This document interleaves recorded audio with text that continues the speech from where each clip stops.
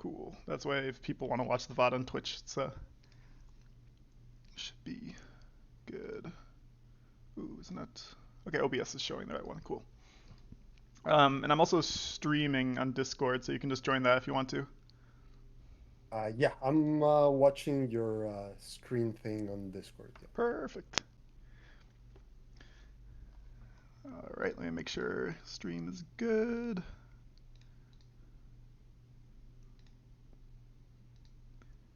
And then let me also message so people know we're live.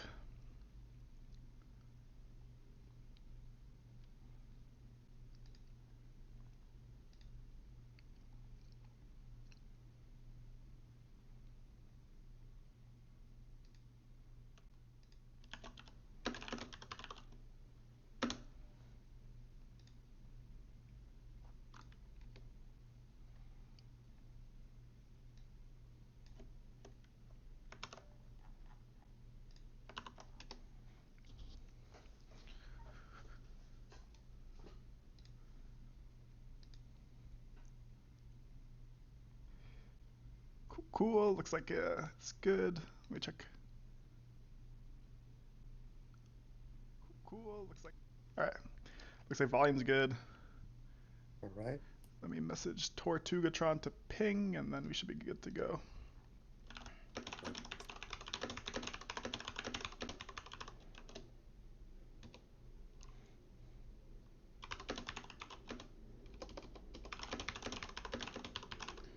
Cool. So I was thinking, so the turtle told us we can do it in order, and that we should guess which faction they both chose, and then I can put the link in afterwards. Exactly. Yeah. Let's start with this one, and then we try to guess on the first match. We watch the game, and then we keep going through the rounds. That's a good idea. Sounds good. Uh, yeah, I guess first, Vexer, I know you probably know them both very well, Bookish and Nestle. Both great players. Nestle somehow, luck of the draw, got here. He was a wild card, even though, Nestle is, of course, one of the strongest players in the game. Bookish, so it's funny because it's literally, I think Bookish was undefeated or had one loss, um, similar to you during um, the normal or during the play-ins. Or I guess, Yes. Yes. or is it? Exactly. Yeah.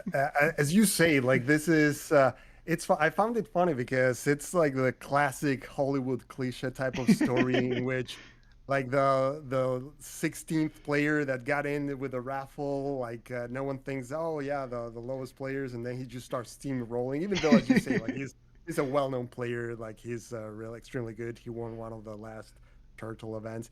But like the bottom player and then going against the top player, right? Yep, Like the yep. number one, even though like I was tied with him, like 11 victories, one defeat. He Mhm. got better breakers. So then you get the final with the first versus the 16th player. Exactly, exactly. Like you So said, a Hollywood movie. yeah, if you were making like a Zoner Wars movie, like that's how you would write it, right? Like it seems so as if it was all arranged to be exciting at the end. Cool, cool. All right, Tortuga so we're live, Citron. right? We're already Yeah, we're live. Um, okay. Tortugatron said Eden pinged everyone, so it should be good to go. Uh, Perfect. So I guess yeah, welcome everyone. This is the Summoner Wars final here with you at ESPN 8, the Ocho. yep, yep. We got This is gonna the. be good. Let's see. I guess let's get started. Anything else you want to do for the opening? I guess the players. A Bookish. I think I've almost haven't really played with him at all. Not that familiar with him. Nestle, I know him because I played with him on Faction Masters. I think the first season. Mm, I played with him in the final. I didn't know him before that. I was just surprised how well he was playing. Like he was just playing perfectly turn after turn. The game was super close. Barely managed to beat him in the end. And after that, I thought like, hey, this guy has like a future on this. Like I'm sure he's gonna be a top player pretty soon. So I started checking out his games. Whenever I saw him in tournaments, I would check out his replays and I would see how he was getting better and better and better. So I'm not surprised at all to see where he's at right now. I think we're going to see him pretty often at the top of events. It's going to be a common thing Hmm. with the way he's playing at this point, the level he has reached. So this is going to be really interesting. And Bookish, I think, I've seen Bookish Holias. He's probably the same guy. I'm not sure if it was one of those automatically generated names. But like I've seen that. You Yeah, know if that's the case? I'm not He was. sure, but they're in chat, so they can tell us if that's the case. Um, Bookish I think is relatively new. I think the first time I saw them was I guess the summer of last year's Plat Hat tournament, where they completely demolished me with their Wayfarers, and then same thing with Nestle. Like I think also last year or maybe the year before when Ben Eden used to do the 1 day turtle or not 1 day tournament games or 1 day tournament like the live games, and I Mhm. just remember playing Nestle's Tundra Orcs and I was lost. Yeah, but as you say, they are, I guess, newer to the game from the perspective that they probably started, well, in the community, in the events in the last couple years, Hmm. but well known from the fact that everyone like knows they're serious players, really good, and yeah, we see them often at the top level of tournaments or in the queues, like in the rankings, they're always around the top 20. Agreed. Yeah. So apparently you're right. Bookish says that it was the auto-generated name. Got it. Got it. So yeah, I think I might have played him a couple times as like bookish holy ass or something. I remember seeing that. Cool. Cool. Should we get into the matchups? Yeah, let's do this. So Bookish for the first game has Savannah Elves, Fallen Kingdoms, Fungal Dwarves versus Nestle has Polar Dwarves, The Chosen Grove, and Mountain Vargath. So what are you thinking right now as Bookish, seeing Nestle's So picks? as bookish in here, I would simply just go Savannah Elves. So like that raw power of the elves, they have good matchups against the polar dwarves because the polar dwarves have a hard time of dealing a lot of damage, and elves have a lot of defense. The dwarves is not an easy matchup because they can do the combo and suddenly be in your face. Hmm. So it's not a extremely easy, but it feels favorable. The chosen grove also struggled with not being able to move, and you were able to hit really hard and chew through all that defense. So that would be a good one. Same thing with the Bargath. That one is, pretty close because when they come in hard at you and they start denying summoning spots, they can just destroy you as the elves before you have a chance to even start using their powerful units. But looking at the other ones, the Fallen Kingdom, it's always kind of this combo thing that you're hoping to achieve. So it's always a solid shot, but in a final, like I wouldn't want to rely on getting lucky with a good draw type of situation.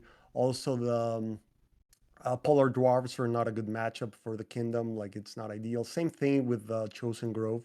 Like all of that health, it allows them to absorb some of those big combos if you pull them, and then converting with the zombies, it's not easy when they have so much health. And the Vargath, it's also not an easy matchup for the Kingdom. So that one I would immediately just not even consider it. Hmm. The fungal dwarves, they have good matchups against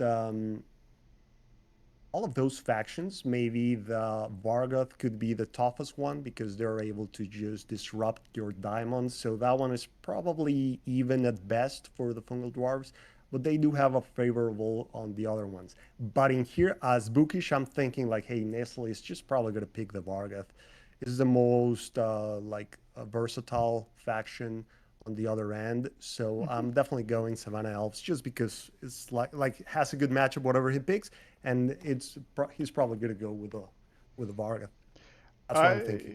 I think I completely agree with you. I think Savannah Elves makes the most like it's a pretty easy pick I think for Bookish here, and then for Nestle, I could see because I know Nestle is also pretty comfortable with the Polar Dwarves, so I could see either Polar Dwarves or Vargas. Though I'm not sure how Polar Dwarves. You said Polar Dwarves have a okay matchup into Savannah Elves, If or they play it in a specific, very like a try to overwhelm you going forward way, I've managed to win that matchup a few times. mm, You really need to rely on the combo and just getting your 10 gates and your gates in front of them, really like fast or denying like some summoning spots, and that way you're able to beat them. But if you just try to like play it on your side and start trading with them, it's hard to take it as the polar dwarfs. Mm. And Nestle in chat says that they thought that it was a easy Savannah Elves pick for Bookish, though he wouldn't be surprised if it was Fungal Dwarves either. So similar to what you said, Vexer. Mhm, exactly. Like the fungal dwarfs, I would feel really comfortable picking them in case like if I'm thinking of the Barga, the fungal dwarfs might be a maybe a better pick on that one. Mm. Or maybe not because the fact that you need to keep Koldak kind of close to the action and then they have so many ways of hitting you. With the Savannah Elves, you have the advantage of being able to keep the summoner out of the game and then really just out of the combat at least, and then just relying on all your units. But I've seen so many times when the Vargoth go first and they have like those ramming advance and things like that, Yeah. they can destroy the elves before they even have a chance to get in the game. So it's a bit risky, but yeah, it's on from Nestle's side. This one, like he didn't really get like the greatest, the most powerful set of factions. We haven't seen Mm-hmm. really how many they had left, but I think really the Bargath would be my first option. My second one would be Polar Dwarves. But not sure why I would be picking the dwarves, like what I would be hoping that my opponent picks, because it doesn't really have I don't feel an advantageous matchup against any of the other three that I feel like I could definitely take it if he picks this or that. It's always going to be tough if you go with the Polar Dwarves there. Mm. Makes sense. Should we get into the game? Yeah, yeah, let's check it out. Cool. A good thing you have the link with the H. Imagine if you put by It accident just the gets other one and it just spoils it immediately. But immediately gets spoiled.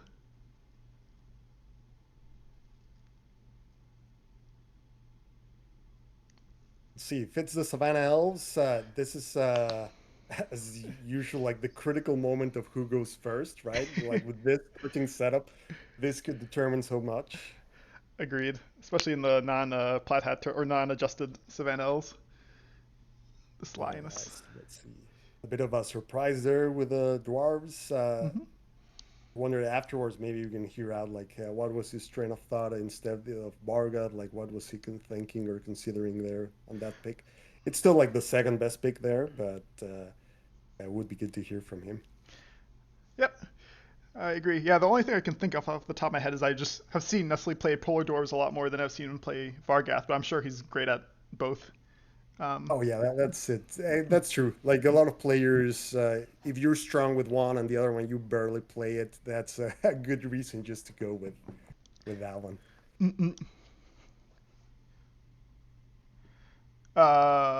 yeah, and I think you already know that, but Tortuga and Bookish are both saying that Nestle likes cold factions. They're both saying that the 9 factions which we see are the only ones they have left. But I think you already know that, right, Vix? Or Got it, got it. mm, Okay, yeah. mm, So that's what he had left from his pool. exactly. So, oh, Bookish did a good job of keeping like a lot of the S tiers for the final. Yep, yep. They With have Cloaks, cloaks, Shadow shadow Elves, elves. yeah, Yep, the Savannah Savannah Elves, and elves, Fungal full Dwarf, like a dwarves. lot Yeah. of the top, yeah, yeah. Yep, yep. Your entire list, Vexer, of S tier. Exactly, yeah. All right, so let's do this. Sounds good. And it looks like Savannah elves go first, like you. Okay, so Savannah Elves goes first. Okay, so this is done. Savannah Elves wins. Let's watch the next one. I'm just kidding. It's over. No, like, yeah, but no, it's one of those in which they have like a big percentage difference, right, between the going first and second. So interesting approach here. The archer going forward too. I guess well he had the spare boost from that ability, just sending that lioness. Hmm. I guess it's so the lion doesn't get attacked on 3 sides, maybe, is the idea? Or against polar door, that's not that big of a deal though. Usually, because usually polar doors like being their back 3 rows. Um, Exactly. So on that side, like frost mage at most, it will be actually not because well yeah the archer is going to be protecting that. So maybe it was that, or he's just planning to be aggressive. Let's see.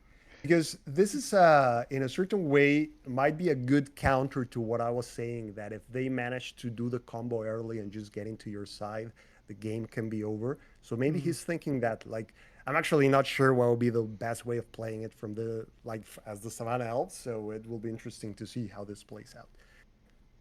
Mm. Um, Interesting Hmm. enough, the first turn, terrible rolls by Nestle. Just 2 damage with 8 range dice. Oh, wow, Um, yeah, 1-5. But look at this right now. That archer being all the way up there caused the bonding event, mhm. the entangling, to not allow him to get it paired with the The arch. archer, which is usually what you want there, right? Like the Mhm. lion is now hitting for 2. So I guess he's looking at getting the extra boost now on the lioness. That's Mm. pair there. Had to be Okay, the just, with a spirit mage. just getting, I guess, life on the lion, the newly summoned lion. Or what's bonded? Although, Sorry, well, the lion was gonna be hitting 5 boost either way. No, okay. the one attacking For Savara. the movement, yeah. Mm. After he moved, he was able to get a 1 extra boost there. So Mm. not like the best value you can get out of that type of event, which is extremely powerful. But the rolls gave him a like significant turn there. So let's pause here for a second. He got all Yep. the rolls That's there. He got both keels, the 3 there, and he has 2 gates, which is going to allow him to follow up on this very aggressive start. It's exactly what he would have wanted. Let's take a look at his discards. Mm. I see. They're saying Lioness threw a boost on the Archer. Yep, Archer needed a boost for Swift. Okay. Or Swift. Yeah, I'm not sure what Yeah, Swift. for the move and Oh, boost. I see the move and boost. Yeah, Yeah, yeah. exactly. So he was getting a 1 boost on it out of the event, which that event usually you want to get like an extra 3 melee or something, but he's trying to play this fast and aggressive. And like so far, like it's playing out well, and those gates are going to allow him to keep that pressure. So take a look at his discard. Hmm. So he started with the Rhinos, which in this case, the Rhinos can be a bit underwhelming in this matchup because everything has so much health on the opponent. So just attacking for 2. So I guess that was the logic there. I understand that. Hmm. The champ is common to drop it in here. It's hard to have enough magic. In this matchup, you're not going to have that much magic because there's a lot of bulky units to be killing. So we'll see how the counterattack. Nisley, as you said, had a horrible set of rolls there. Hmm. That and he only has 2 magic, so no burst coming. Let's see if he has one of those archers. Ice Ram Okay, one of the combo. combos. This should allow him to try to neutralize a lot of units if he has the other piece of it. Mm. We're playing back and forth with the Archer. Archer just gets destroyed. Ooh, but he doesn't have the other one, but because of the pressure, he had to do it. It makes sense for him Mm. to do this. You had to clear out the board, otherwise, um, yeah, he could get overrun by all these lions. Exactly. So this way he has like really good chances on that lion up there. He gets the kill on the archer out of the other one. Hmm. So let's see. Here comes the aggression. Yeah. So even Abua is going all the way in. I'm surprised he went with the front gate there. Me too. I thought he was gonna attack with it. So you're losing 5 range there. He gets one of the kills. Nestle now has 5. At what health are you starting to be scared at with a Bua here? I guess starting at like, I guess it matters if they have any ice smiths out. It's the main thing. Yeah, exactly. Yeah, at that point, like when you get below 5, you're already concerned about those plays with the ice myths and the bear that is coming for the kill. The thing there is that that front gate might even like prevent his own units that he summons from from like the other gate to be relevant. Mm-hmm. So I guess once he moves the lion, he's going to try to keep the pressure out of that side. But yeah, I guess with 10, I would have considered maybe like, hey, can I just start attacking also with Avua? Maybe the logic was that he wanted to make sure that that lioness survived. So by doing Mm. it that way, he was only exposed on one flank. So that makes sense, maybe, right, from that perspective, right? And Mm-hmm. then he has that chant of power already brewing there.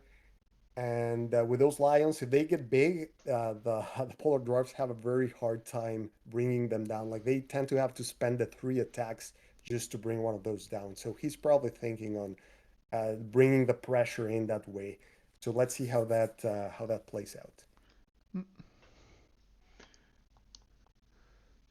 Okay, so make getting the most out of that event there,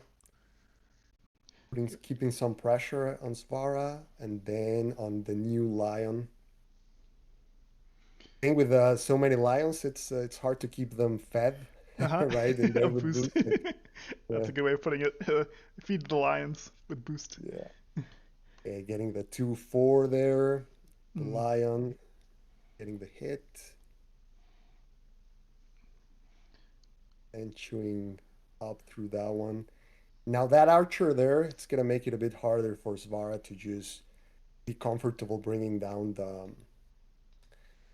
parapet in there. Yeah, the repair, Mm. it's kind of the thing you It's see kind of big coming here. there. Mm-hmm. That's why I would have attacked the frost mage, I think, with the lioness, because unless you can bring the ice golem down, sometimes it's not even worth because it just makes the ice repair like really powerful or viable for them. But in this case, he actually just got to heal out. Oh no, also the parapet, which is kind of relevant. So Mm-hmm. you want to minimize the value they can get out of the ice repairs. Mm. Interesting. So it looks like Ice Axe to take down this gate because the lion is probably just going to die to the archer. Or you can, I guess, do guarantee the, or maybe Nestle's scared of. It must be the gate. Otherwise, you just normal attack. Like you're most likely not missing a 0 for 2. Well, I think you would definitely want to go for the lion just to try to kill the other lion with a mage before it becomes bigger. I see. So I think he's just preparing that ice go that one to for further turns, future turns. Mm. Right? Because in that case, the axe guy can't just be a liability, just easy magic for them, and it won't do much for you. So maybe he just wants it to be a threat for future turns, Okay. as he knows, like he's not like gonna get killed by a single attack, at least being at 4 magic. Mm. So it's gonna be huge if he gets The he only wait and no, he can't have one life. I think one attack already happened. Like I think Oh, I it's see. that thing in which Oh, it's you're right. good. You're right. Yeah, You're very good, very good. right. That's nice, why. So nice pickup. he actually got. Let's see the attack. Seems like he got three. So that's a good hit with the Hmm. ice golem. Yeah, and then at least he's gonna be able to guarantee. Well, not guarantee, but we have a really good odds to bring one of those down. And then getting the three, nice there. So you should be able to bring the archer down next turn. Hmm. Abua keeps getting really close. I think so. They have double power in hand currently, so Yeah, potentially he trying to. wants to get into that combo. So another two Mhm. four. So Asvara has been a little bit lucky there with those 4 fours to the face. Mhm. And now, well, he has the chance to bring down the big golem. Like it Dice makes X. it a Mhm. bit more valuable to spend the power. The fact that that one was like an Mm. axe golem. Now this is why it's so hard to try to overwhelm the polar dwarfs. Like now Svara is going to be able to easily get back into a safe position by adjusting those structures. Yep. And here we can see the econ. Like this type of offensive is really expensive on the Savannah Elves. So we can see there's a big gap there on the econ already showing up of like a handful of magic Mm. and True. cards, total cards, like magic from the perspective of the total cards. Mm-mm. Yeah, interesting. I guess Savara. I was thinking potentially if Bookish had weaving, this might be a little bit scary for Nestle not to put the parapet in front. But at the same Oh, I time, think. going, Oh, yeah, he didn't. I thought he was going to do that, and you had just paused it before, but he moved the gate. he moved the 10 health gate to block the 2. Yeah. Yeah, Hmm. interesting. Okay. I mean, Well, I think I going. go ahead. Oh, yeah, no, I like if they don't have the combo, I think it makes a lot of sense to just block both these gate summoning spots. Only make it so that you can only summon from uh, I guess the leftmost side of the gate. Yeah, and if you think about it, like the archer is gonna like very likely like 90 something percent Mhm. chance. So then you're not really concerned about the a unit getting summoned out of that side. Mhm. If it comes from the lioness, it's because there's a chance, yeah, of lethal. That's true. I think it's But very low though. seems like Mm. a set of a lot of cards that would need to be in hand for that. Like they would need entangling, they would need the chant of weaving, they would need the archer, and they would need power. So Mhm. it's a very unlikely scenario there. Yeah, and they also don't have the. Yeah, exactly. Exactly.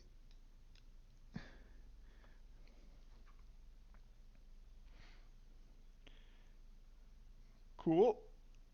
Oh, gets it barely. Ooh, barely, yeah.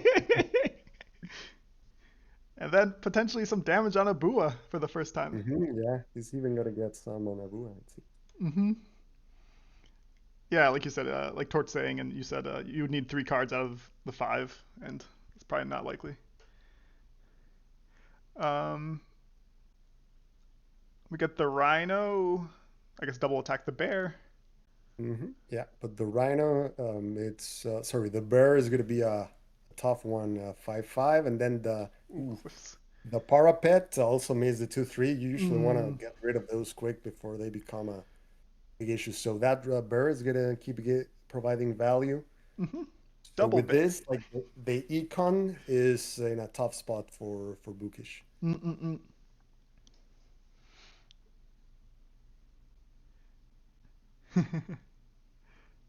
Oof. Okay, well, first whiff we see like well now we've seen a few with the range, but first melee one we see there. Hmm. So that lion is gonna live to see Lived. another turn. Now Bookish doesn't have a lot of angles there to have a good offensive.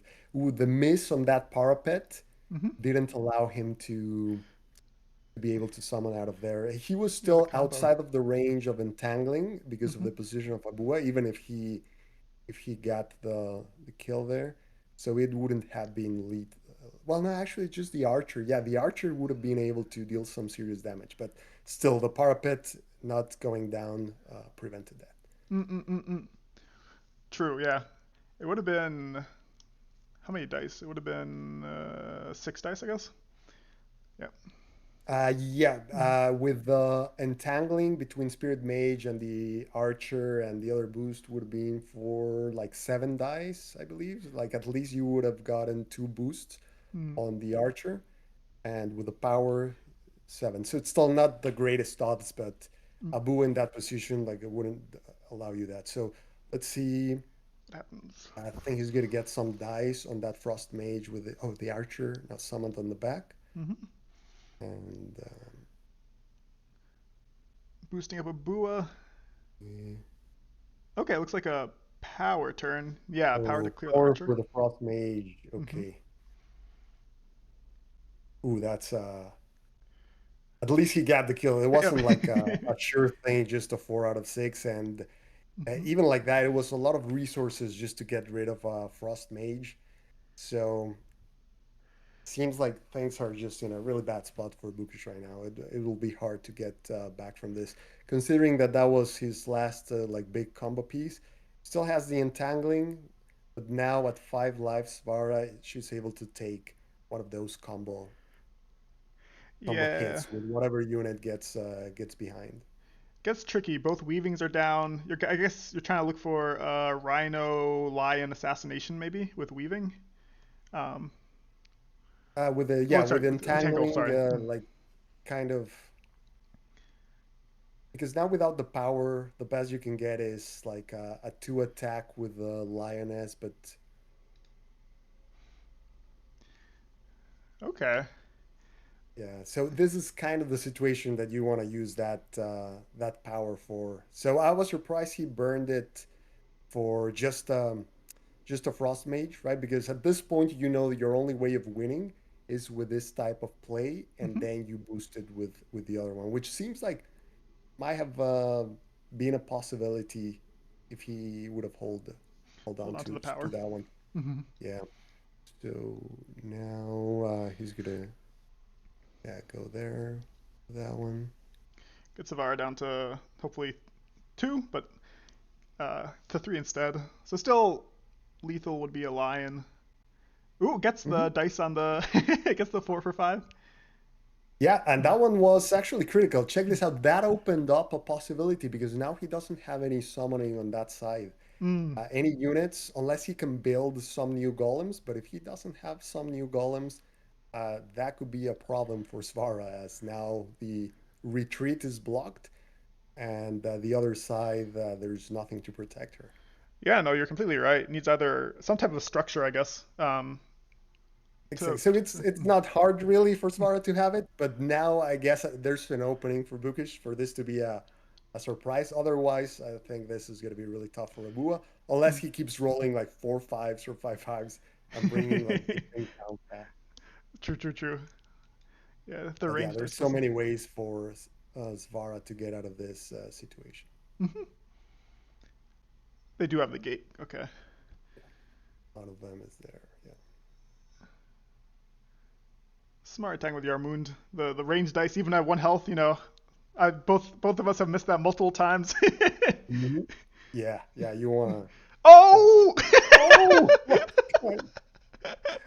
Oh man, that massive whiff there.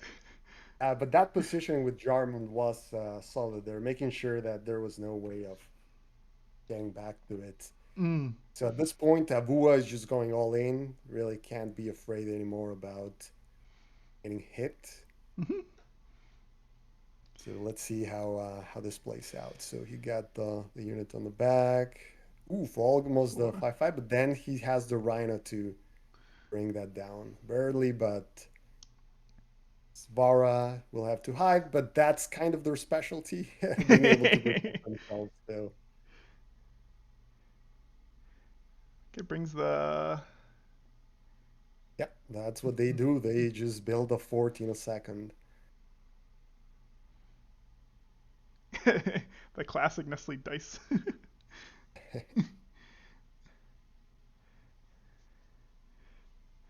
Okay, Just Abu going down to all in 1. on Avua.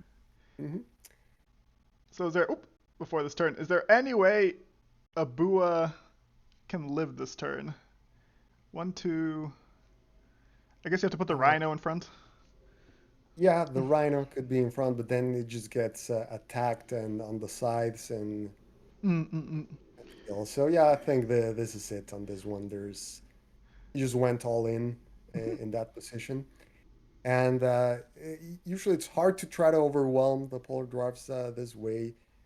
For the Savannah Elves on this matchup, trying to win out of the value of your commons and uh, tends to be the approach I prefer.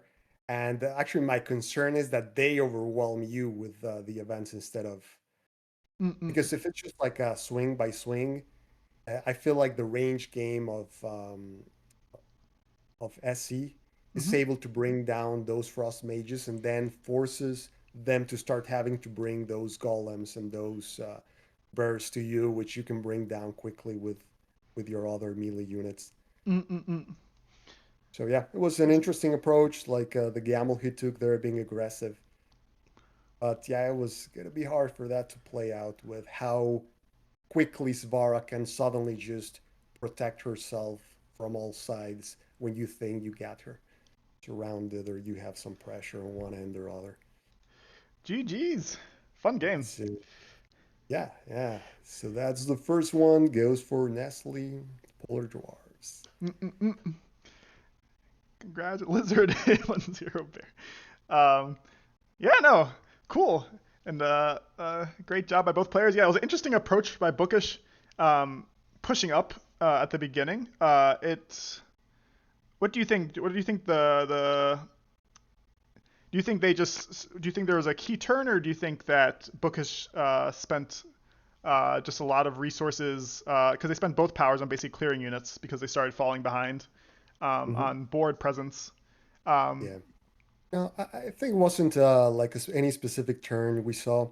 In this case, like it's don't want to sound preachy or anything like that. I just think like the strategy that he banked on wasn't the right one. mm-hmm, It's kind of the way things played out is kind of what I would have anticipated seeing the matchup and seeing that because of how hard it is to try to overwhelm the polar dwarves. With most factions, when you try to do it, there are very few factions who actually have the punch to be able to do that, like that type of aggression. mm-hmm, And you really, when you do that, you're banking on your faction having assassination tools in which you're going to be able to do that type of turn in which you deal like a ton of damage. In this case, he was close to that, right? He was close, and there were some turns in which maybe he would have managed to pull the entangle and power combo because of that good start he had.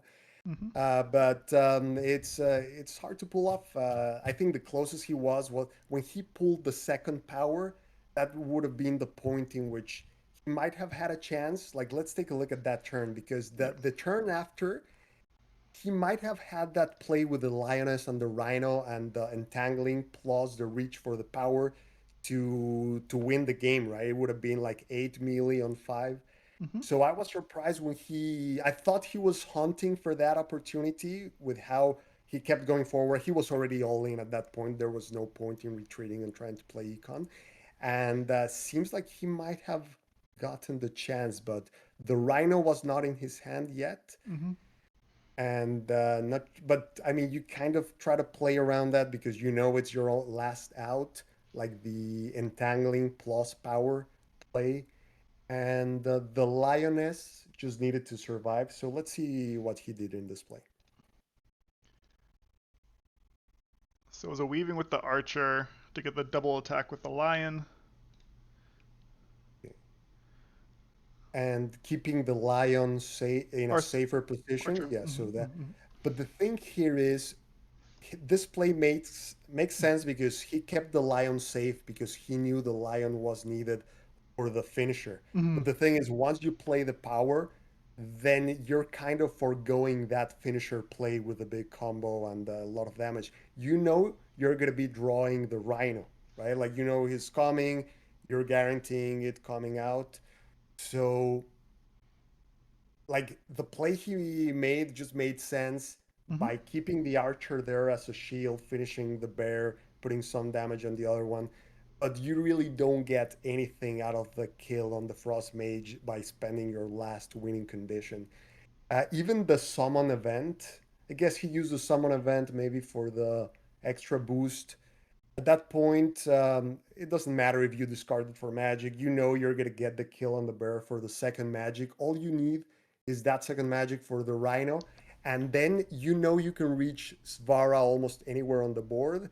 And your only concern is making sure that Abua is within range of the power, mm-hmm, which that's why that spot of the archer, that's where Abua is gonna move and then it's easy to be within range, right? Like Svara would really need to go all the way to the corner to try to prevent that play. But then by doing that, he could get exposed to some other things. So you're hoping your opponent doesn't see that coming or can't really protect it or is not anticipating the rhino or whatever, right? Like that.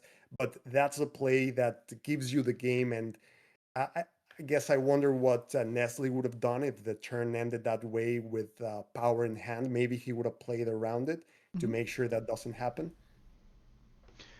Yeah, no, interesting points. And like you pointed out earlier, another key thing was this parapet not dying. Would have allowed or would have had to make Nestle play a little bit differently. Um, Yeah, and in that case, the thing is, Avua was positioned in such a way that even if the parapet was destroyed, mm-hmm, he would have not have been within range to boost the unit. So that's the thing there. That seems like Bukic wasn't planning ahead for the big play, and he was just thinking like, "Hey, I just need to bring Abua back to safety, and not risking it because he needed to be within range of that position all the way to the top, assuming he was Mhm. hoping for the 2-3, right? Which is Yep. what you're playing for. You want to clear that up, and Mhm. then you're hoping like, hey, maybe I draw the weaving, the chant of weaving. And with the archer, you would be able to get the 7 dice for like probably a 40-50% chance of getting the kill. Mhm. But for that, you needed a Bua to be within range, which is something he didn't do in this position. Mm. Cool. Yeah, so Bit, let's check the second one. sounds good. So Bookish has Cloaks, The Chosen Grove, Shadow Elves, and Nestle has Filth, Deeper Grokes, and Forged. What are you thinking as Bookish here? Okay, so as bookish, I look at the options of Nestle and I really just I'm concerned about the filth, right? It's the strongest one. Everyone by this point they know they're pretty overpowered. So that's my main concern, picking something that gives me some decent odds against that. The Chosen Grove, really, they're not an option. Like they're too flawed to have a chance. Even though they have a good matchup against the Filth, they get completely obliterated by the other two. Like at least Mm. against the Forged, it's horrible playing against that one. Against the Grogs, it depends if they get those seers or not. They have the Grogs have the edge, so it's still not nice being the Grogs. So those two are out. Then the Shadow Elves. The Shadow Elves have a good matchup against the Filth because of the event that Into the Darkness. It's just devastating against the Filth, right? Like they lose Mhm. so much resources when you do that, and you have two of those. So they have a good matchup there. And the Cloaks have an acceptable matchup. It's not that they're particularly great. It's just that they're so like overpowered that whenever you do like machine gun blocks, you can just bring down like massive things really fast. But it's still not the greatest one. So I would just go with the Shadow Elves because of that reason, Mhm. uh, thinking that he might go filled. But maybe like if Nestle likes the Forge, that would make me think about Cloaks because Shadow Elves has acceptable matchup against the Forge, but someone who knows how to play the Forge, it can give you a hard time as Shadow Elves. But against Cloaks, like that Forge matchup is really hard for the Forge. Like they can just assassinate you so easily and shoot through your things, and you always have to be close to the action for the Forge to be able to place their things. So it feels like it's almost unwinnable as the Forge where you're playing against Cloaks. But then you think, like, why would Nestle pick the Forge if he has, like, if the Cloaks are on the other end? Yeah. As Nestle, I would really just go with the raw power of the filth, just saying, like, hey, this thing is just the most powerful one. It's very likely that he goes with that one. So then I would probably just pick Shadow Elves just because I know it's going to be my best matchup against the filth. Hmm. Yeah, How no, about you? What would you do in this one? I think I'm not as comfortable with the Shadow Elves as you are. I think I'd probably go Cloaks because, like you said, they're very winning against Forge. And to Filth, they were a league matchup. This was early on when Filth were. I think it was like the second season after Filth were released, and they had a pretty winning matchup into Filth also. But it could just be because people were less comfortable with Filth at that time. So I think me personally, I'm just more comfortable with the cloaks. I probably would go cloaks in this situation as bookish. And as Nestle, yeah, I think filth is easy. Though if you really want to mix things up, if you think they won't go cloaks, maybe go forge like you said. Just so let's see what they chose.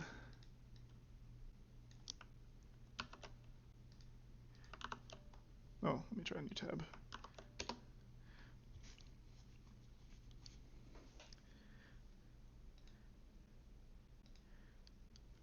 So again, 1-0 for Nestle. Let's see if Mhm. Bookish can tie it up. Yeah.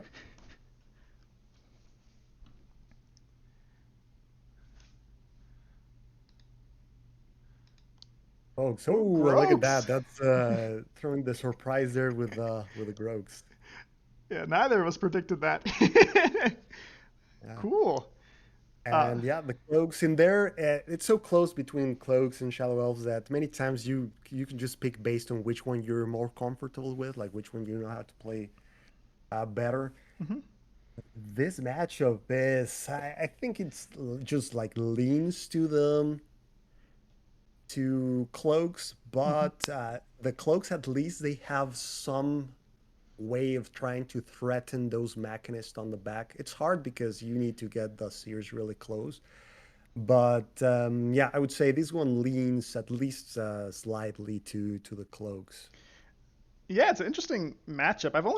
I think I played this once and I did pretty decent as the Grokes, but I think it's very dependent on when do you get Mega Vlox, right? If Vlox is at high health, immediately gets, Machinus Moto Boost Hand Cannon, is able just to do, just do 8 dice per, turn on Wardens, Hmm. but potentially you can have like you said, the one key thing is that a lot of the units that cloaks have are very low health. Like gunners, sages can potentially just kill them in a turn.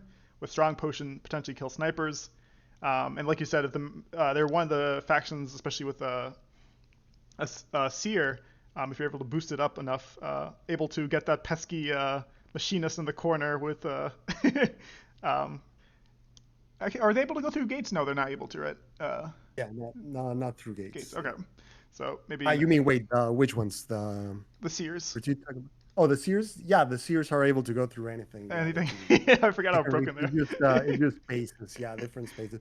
Mm, So yeah, it's not a trivial match. It's not so simple for Cloak. Like it depends on how it develops, as you were saying.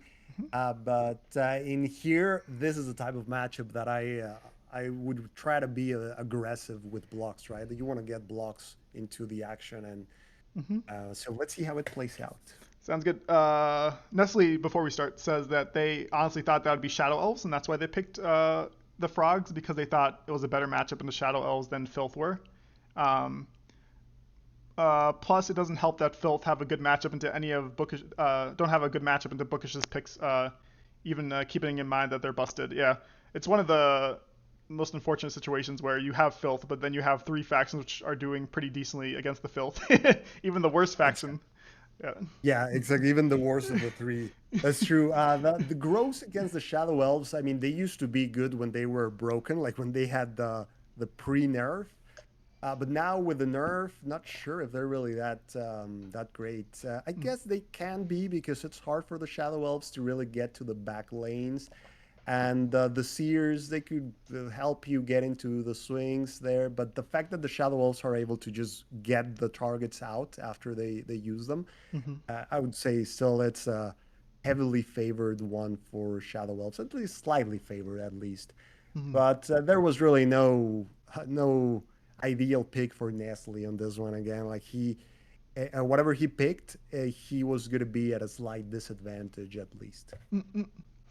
All right, let's see.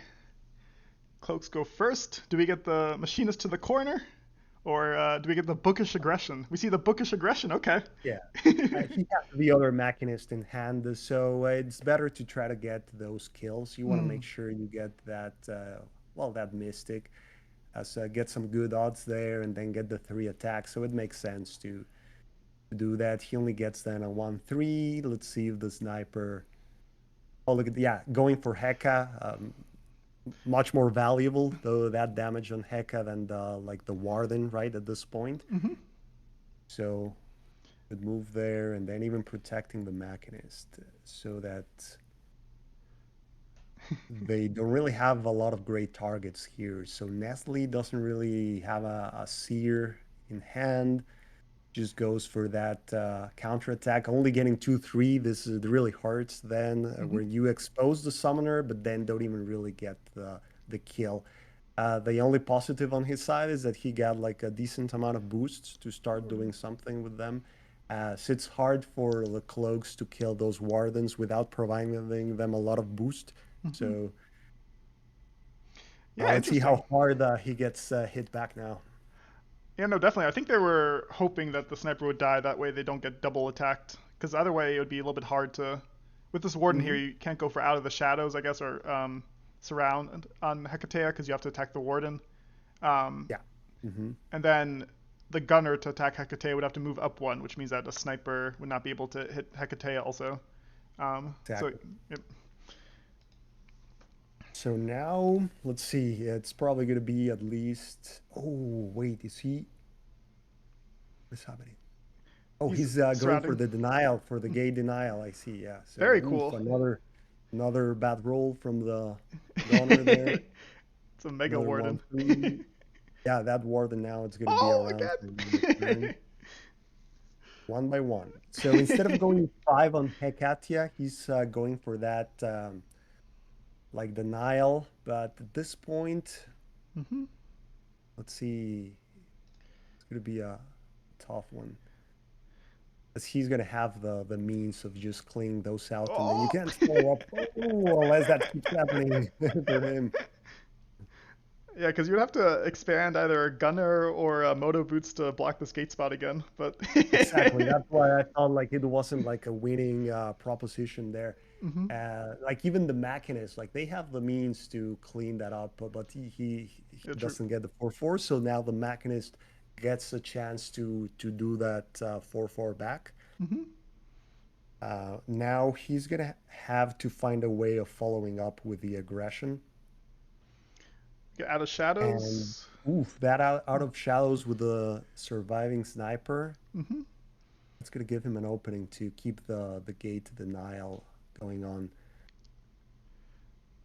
Looks like he won't really have enough attacks to. Oh, this is so cool. You get to surround the entire gate here. Very creative. Nice play. Oh yeah, exactly. Look at that. Yeah, dude, that's hero two just completely. Oh no, but yeah, it Yeah, would yeah, need it's to too low. survive for that to happen. Mm-mm-mm-mm. But this one is going to be extremely important. Ooh, that would have been like Almost game over. game defining if he got the 2-2 there. Uh, did Vexer just ask if I would have found a way to keep up the aggression? Bookish says. The Wayfarer's Yeah. expert. And he found it for that turn and almost cleans up house there, but then Hmm. seems like this it's gonna stop now with that one. Then on the other side, then that sniper there is not really gonna be that relevant anymore. Might at best finish off the warrior, Hmm. then the other 3-3. So they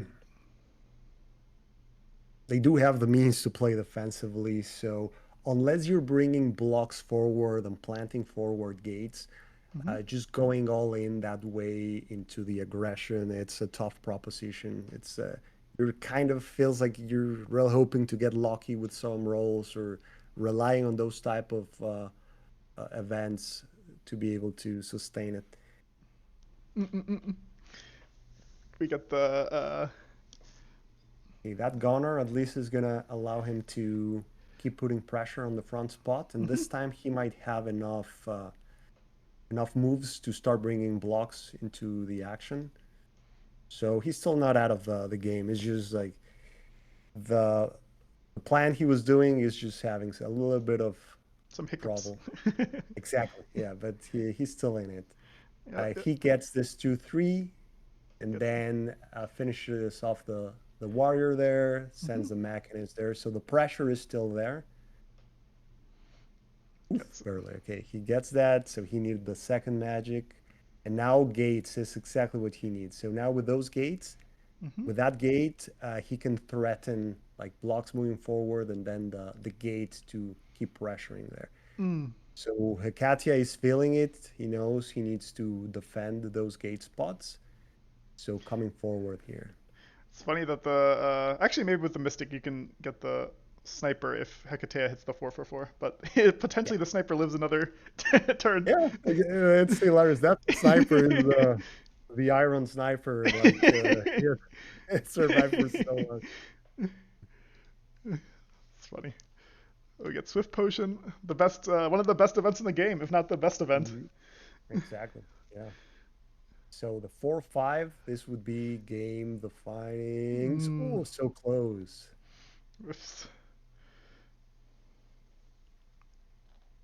Okay, Nope, hoping whiffs for the again. 2-3. Every time you need the 2-3, every time that you like, oh yeah, I'm not gonna spend the boost. Like, I felt I was playing my last Gross game. I felt I was It would be Same boat. it brought memories of that one. Okay, Hey, but he was able to reclaim that spot mhm. as he hasn't seen his gates, right? Like he's discarding maybe a bit more right now to try to dig into those gates as the pressure is gonna keep coming. So okay, so the out of shadows is there. So there's a lot of nasty things that we can see with that one. Especially with double gunner, yeah, you can do some. Yeah. Thing here is that the unit, what exactly is he planning? Is it the? Okay, that's what he's planning because the unit has to survive. Then the 3/3, those are always hurt. It's gonna go to the back, and now Katia is in trouble. Ooh, plus Able to remove. Yeah, yeah. sick play, sick play. Okay, that's the play. Yeah, exactly. Those plays that you can do with Out of Shadows, they're always very entertaining because at first when you see the board, it's Mhm. not something you see immediately, right? So you're not sure what's gonna happen. As a spectator, it's not an obvious thing. It's like, what's gonna happen? So it's always a Exactly. surprise. Okay, This. so now Hikati's in trouble, and that gate there is extremely significant because now not only does he have to figure out how to escape, there are going to be units close by popping up all the Mm-mm-mm. time. So, And the seer is kind of blocking Hecate. I guess you can do some stuff with Swift. So, mhm, yeah, and if he finally drew some gates, he might be able to kind of isolate himself on that side. So it's still not a done deal for this match and for the cloaks. There might be ways, but it's looking really tough for them. yep, yep.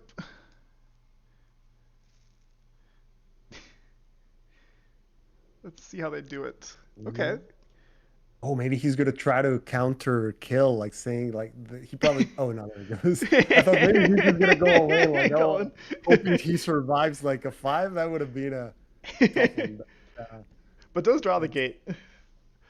he Gets. drew one of the gates, which helps him out with one of the flanks, Mhm. and then he's gonna close the other flank with a swift. So, but the the sniper It's still there. that got in through the back of the house is still gonna be causing some trouble there.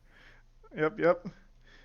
Potentially, oh, and poison potion. Okay. That poison. Oh, With that's these two. stopping the sniper. That's That's the sick. perfect time for poison. For the people who say poison is useless, there are some situations. It's situational. That's why it's situational. In this position, the gunner and sniper are stuck. Vox is Hmm. also gonna potentially take a damage this turn to get out of this position. I mean, Um, the gunner could be relevant with cover fire from True. blocks, trying to get those, but then he might prefer to just keep that side of the house closed. Mm-mm-mm. Let's see it. We can get the Okay. sniper on Hecatea.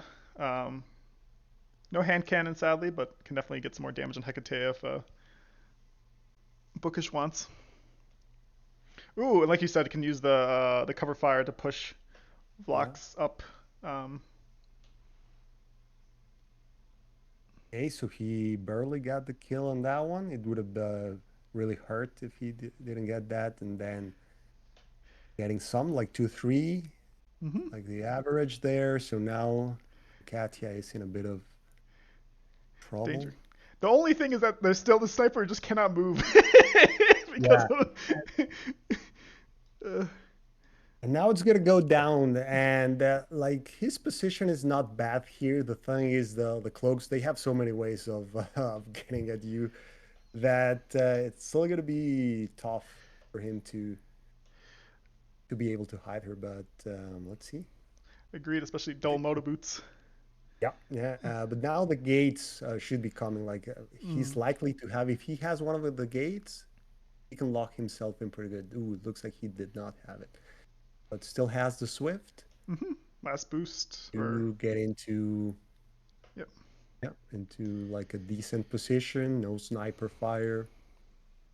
And you go Vlox here, definitely. Yeah. Yeah, yeah. There's no point on the other one.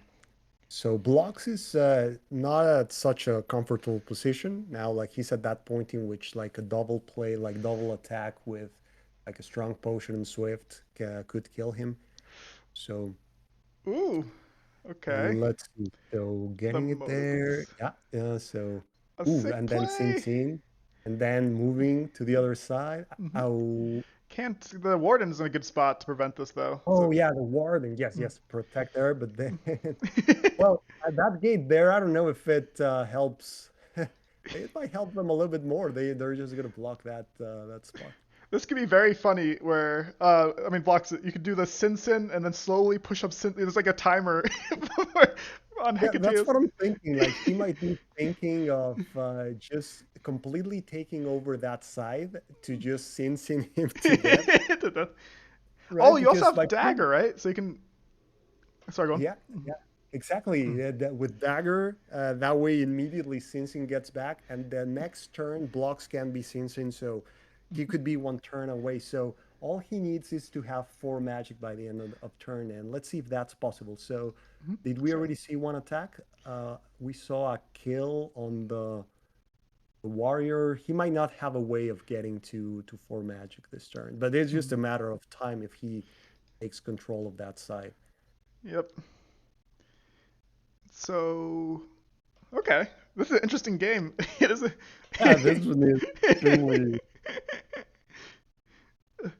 Nestle needs to figure out how to kill blocks before we get Sin back up the board, basically. Mhm. Which is. Exactly. Yeah. Which is going to be tough because he would pretty much need to get his two gates and just cover like those two spots. And even that way, that would just give him one more turn before Mm, he can do that play with dagger afterwards. Because right now, true. blocks is another one damage, right? Just by being there, that's one more damage. Hmm. So let's see what he can do. So he has to block that spot. Really, not much he can do. Okay, I guess that prevents Dagger. Yeah. the direct dagger Mm, position, but then blocks by moving there, there's going to be that spot right mm, there. mm, So mm. he still has a direct dagger path to the top. True. Very true. So in here, my guess is, oh wait, well, yeah, he's not going for the Sensing yet because there's no point if you're just going to deal one. He probably will just try to destroy that gate, that five gate, right? Would be the Hmm. priority target. Yeah. And that way, next turn, you could be the one attack away. Actually, no, no, just the summon of dagger away from getting the two damage. So Hmm. he's probably going to do like all the attacks on the five gate. Hmm. Yeah, looking like it.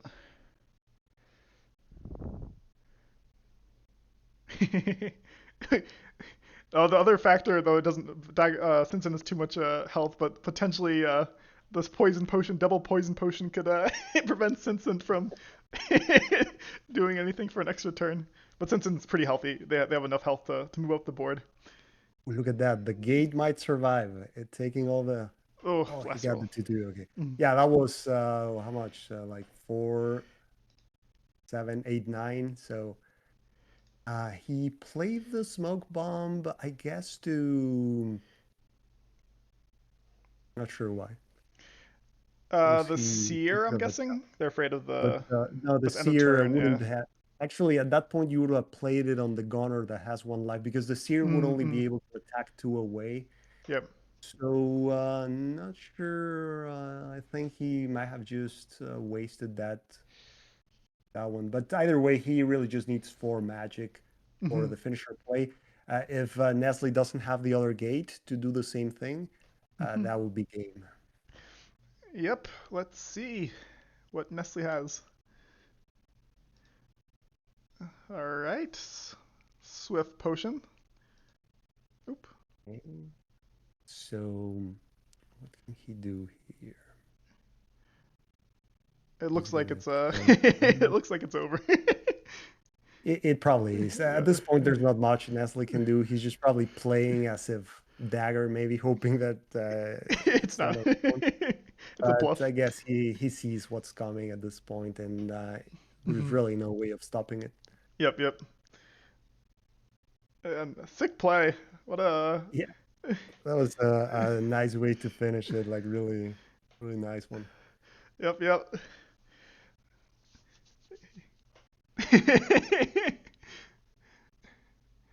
Even the BM attack. Bookish. No, I'm kidding. It's not BM. But yeah, GG's. Great game. Tied 1-1. Great finals. Yeah.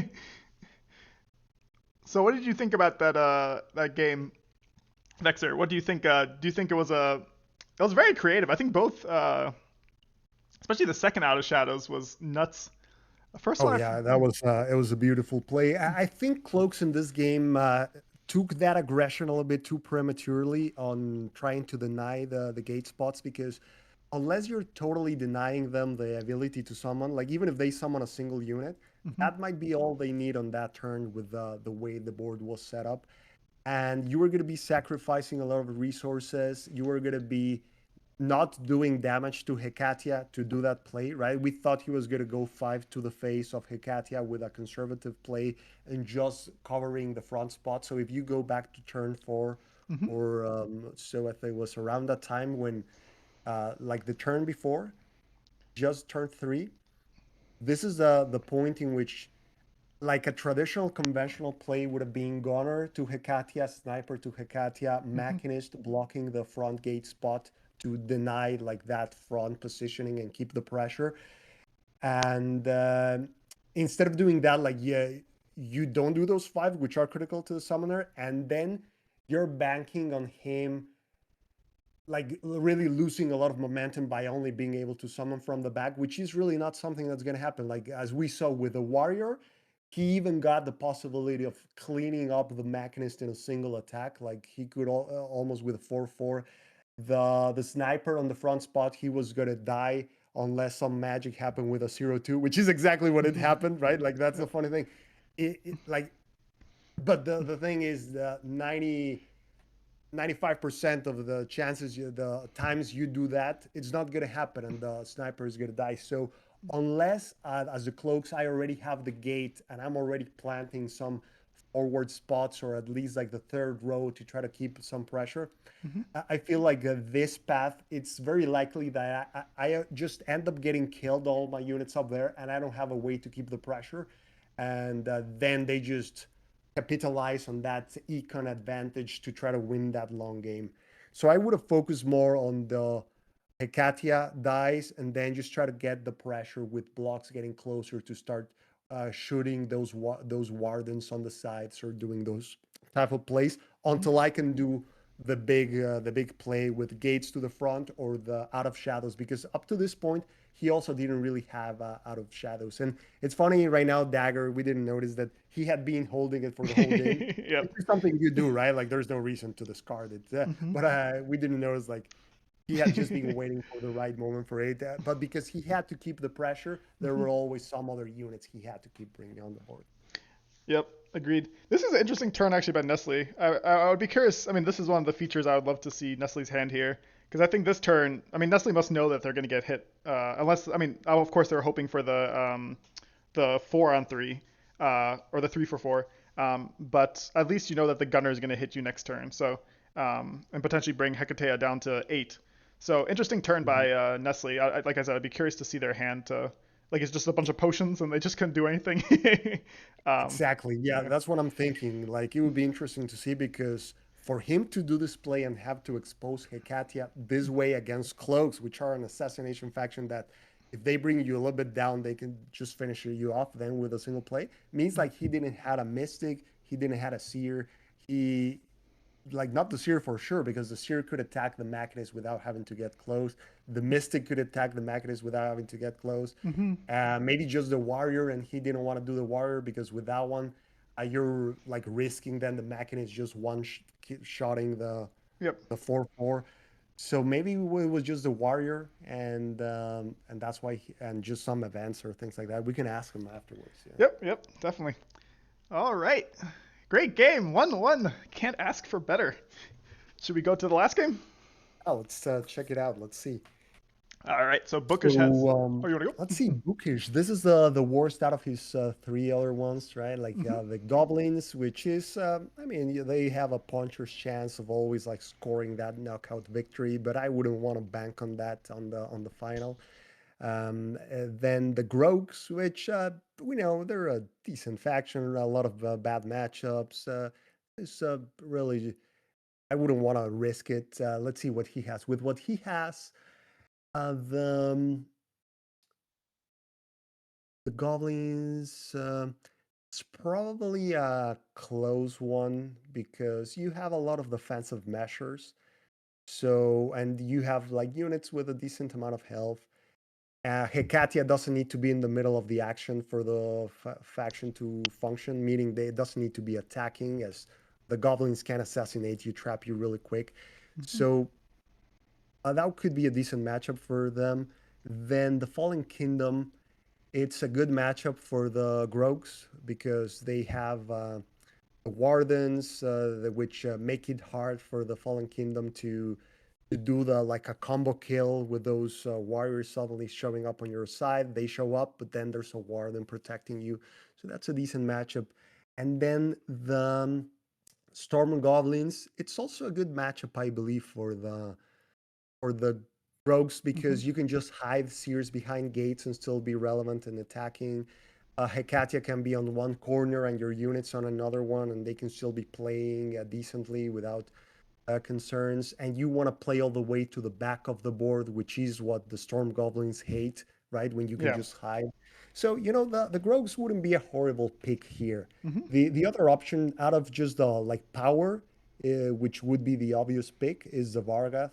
Hmm. But if we think of the Bargath against the Goblins, it's not a great match because you need to have all of them close together. Yep. So the Goblins are just gonna have a like they're gonna be blasting them with all the different things. They're gonna surround you, trap the summoner. They can do so many things Hmm. that I think I wouldn't really pick the Vargas just because of that. Then you also have the Fallen Kingdom, which is also not a great match because the Summoner is going to be close by. Even if he has units around, they're going to turn into zombies. Hmm. They're going to be blasted away or many things, and then the Summoner is exposed. So, not an impossible matchup, but I don't feel like the odds are just amazing for Vargas there. Hmm. The, it's a slightly unfavored, probably. And then the Storm Goblins, it's also that's a horrible matchup for them, right? They Yeah. have a good targets for the discharge. You can't really be close to the formation.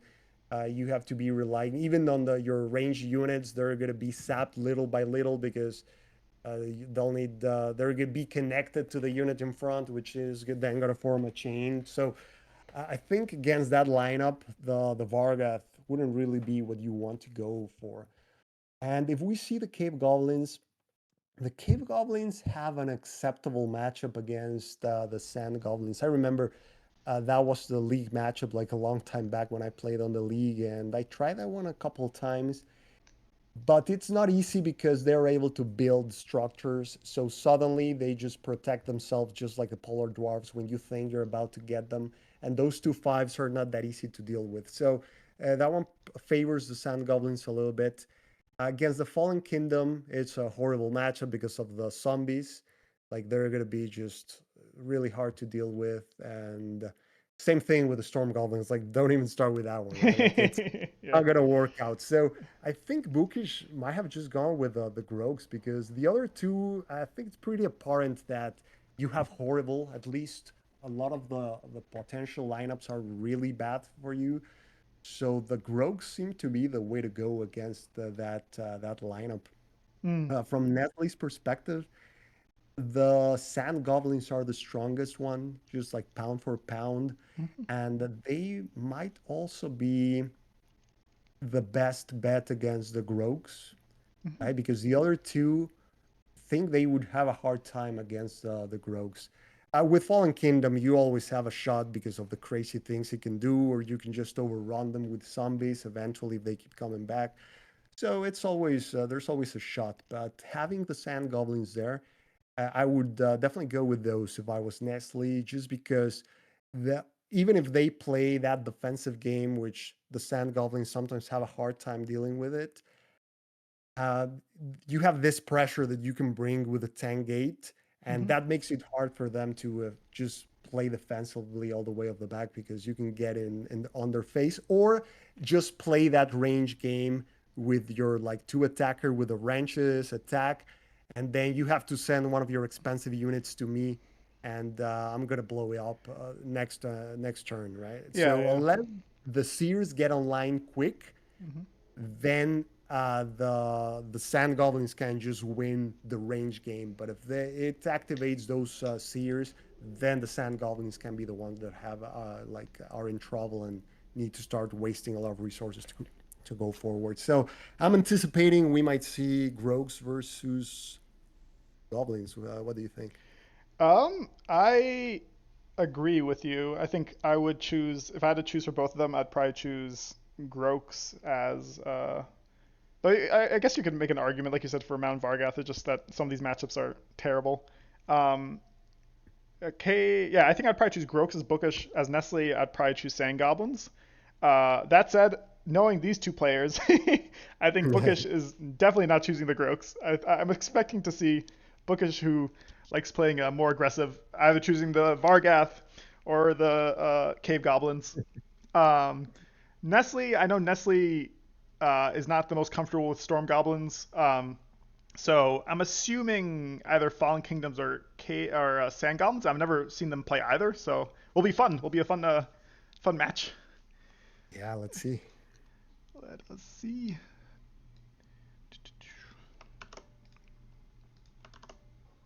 The thing is, if we end up seeing Storm Goblins versus Cave Goblins, the Cave Goblins actually have a actually they don't have such a bad matchup. I've been able to win that one many times by destroying their gates. They Mm-mm-mm. really rely on those gates and the way the units are positioned. If the Cave Goblins go first, you already like are putting some serious pressure on that 10 gate. So it's not like the worst matchup. Oh, not we didn't expect this at all. Well, to that, like so, yeah. Bookish it seems like he just goes for the most aggressive faction. Like he Hmm. likes that type of play. So he's gonna have an uphill battle here. This is we've seen two legacy or the beginner box matchups. We got the Savannah Elves versus Polar Dwarves, and now the Fallen Kingdoms versus Cave Goblins. Exactly. Yeah, that's true. And the goblins have that initial gate, which is critical for those like overwhelming starts. But the thing here is that the Fallen Kingdom doesn't really care. Like even if you negate spots or things like that, they don't really care that much. Like they can keep always summoning from the back. So Hmm. see how that goes. Now this time is Bookish that is gonna be at a like a disadvantage on the matchup, but Hmm. seems like he goes first and has a gate, so he can have a strong start here. Yep, Bookish says they were not happy to see Fallen Kingdoms. I think they were hoping to see either Mount Vargas, or sorry, either Storm Goblins or uh, Sand Goblins. Mm. Um, cool. Uh, let us see.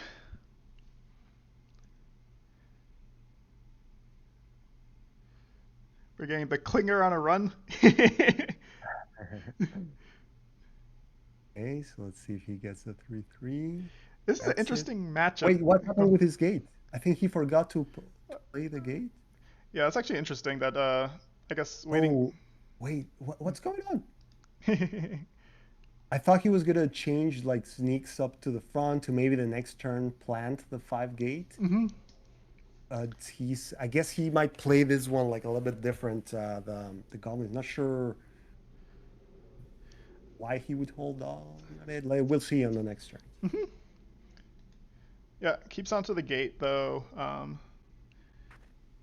Doesn't have a sadly Nestle does not have a infect. So does infect work with unrelenting? I don't know. Actually, I don't know that interaction. No, no, it doesn't because the unit doesn't really die when it's unrelented. I see. So it just goes back to your hand. Mm-mm-mm-mm. Yeah, Purse So yeah, agrees the with you. first unrelenting, that's an important thing we're seeing. It came down, getting some nice coverage there on those positions. Hmm. whiffs, 0-2 there. and then Then attacks that one the. doesn't matter that much. And then the important one, let's see, he gets the 2-2 there. Hmm.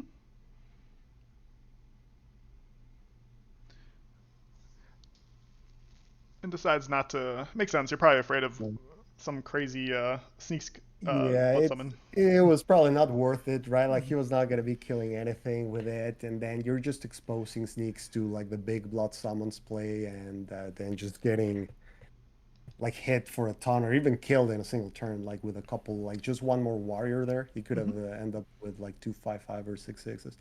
So the Courier, that was brand new. That was the revived Courier, right? So he still only has one. And that's going to be a significant thing. If he doesn't get the second Carrier, Mhm. he won't be able to start covering up those positions with them and then keep getting hit with red. So Mm.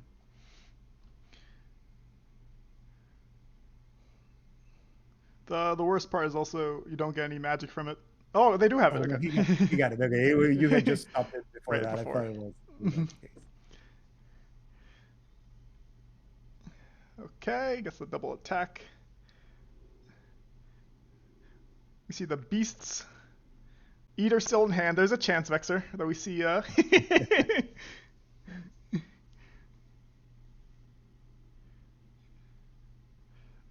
Slingers. Oh, the Slinger's giving and taking. Ooh, another 2-2 there. That's gonna really come back to to bite him.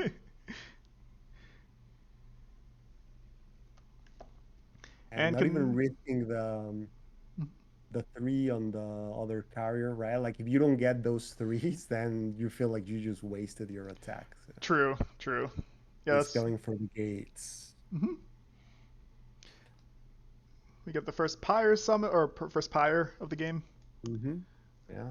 Let's see how big it gets. It just really needs to go up to 6 to get maximum value. Hmm. And combined with the other event, so that's gonna be a ton of value there. Although it seems like that warrior will only hit the slinger. Yep. And then Archer to. Do you take the gate spot here, or do you keep the Archer there?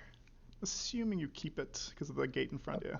Yeah, to protect the position. Mm. Otherwise, they can hit Red Talus. So yeah, he has to Makes sense. Yeah, for that. with a And rider. he got another gate. That's gonna really make the current plan of Bookish really hard. As now, even if he destroys those two gates, which he was one hit away of doing it, he's still gonna have the backup one. So Hmm. things are looking tough for Bookish right now. Yep. Bookish apologizes in chat for discarding Eater. We're all blaming you. How could you? We get Blarf, which is hoping to keep this alive at least for Blarf. I guess the 3 boost would be ideal, so you can kill carriers. Gets the 1 for Yeah. 1.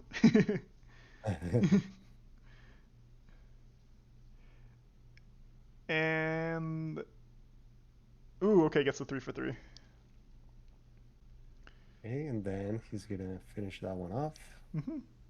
That way, his Beast Riders are in a decent spot, like decently protected, single flank, not Hmm. easy to be eaten up by carriers.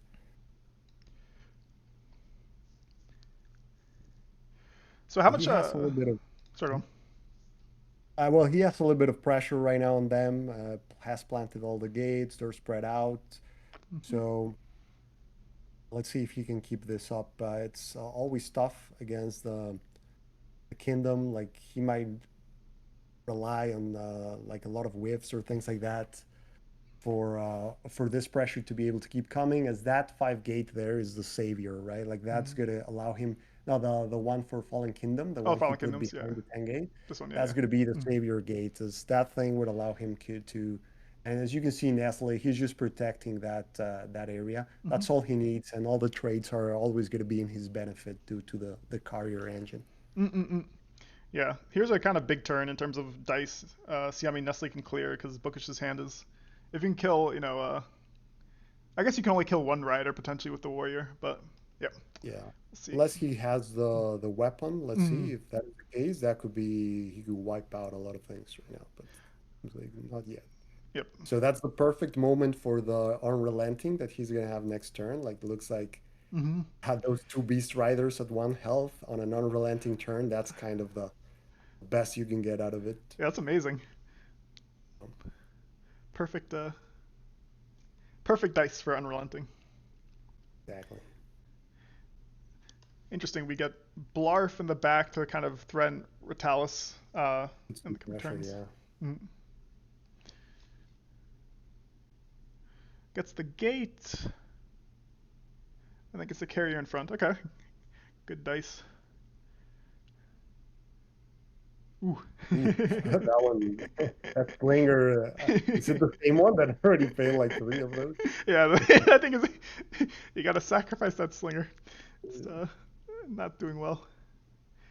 Is this a enraged turn? Probably not, right? There's no reason No, to. there's oh wait, there's the yeah, Or, because there's the smeg also, so you get at least oh yeah, yeah, on the warrior, a chance. although it's a 2/2, so it's not ideal, but you can't really hold the stuff for too much, especially if he's gonna hold a pylon. Mm-hmm. You never want to be holding two events on the same turn. So Makes I sense. guess it was like useful. I think it's just the first one, right? So Mm-hmm. he's just hoping on the second one to try to clear up those positions and take on the other gate. Mm-mm-mm. So let's see if he gets the 2/2, then it will be it would have Worth it. been worth it. Oh. Really close, Yep. short. Here, I think you still try to clear out the beast just because Bookish doesn't have the magic to summon them again. Um, Exactly. That's right. It's still a worthwhile target just so that he doesn't get the three again. But all he really needs to do is just keep crowding the board with any units and protecting the gate, and he's gonna be all right. Like there's no way to get surrounded with red being able to summon units. mm. Yeah, these pause. I keep pausing, and then it goes with the next. I guess I pause in the middle of the action, and then so the action keeps going through. All right, let's see. So we get the first or the Hellforge weapon trying to get Hmm. the damage on Blarf. Let's Um, see if they get the kill. and also cool if the warrior kills itself, then Retalis can actually get another attack on Blarf. To finish it up. Okay, so yeah, that one wasn't great on the warrior. Now that warrior is within the one attack. Hmm. It's nice by Nestle that if it attacks the cultist, it kills itself. So the beast is has to move basically to. Yeah, that's the perfect summon for that. Like protecting the gate and then just killing any of the rider if he attacks it. Yep. Same, look at Ooh. that. That is the same. That one is broken. Broken finger. Oh, I think it was a new summon. Yeah, I Yeah, think it's it a new was a new. summon. Yeah, they're I just think not. the lingers are just on a strike right now. Not. Exactly a slinger strike. They want to be zombies. Okay, he gets the warrior at least, as that warrior is going to be hitting really hard. Mm, Then the other warrior was going to be around. Yeah, there was probably no way of killing that one. Then, even if he dies, like clearing out one cultist. mm-hmm. Guess he didn't had a better attack, or oh, he's going for the enrage. Yeah, like you have a lot of targets, so Mm-hmm. there's some good value. Now he gets a 2/2.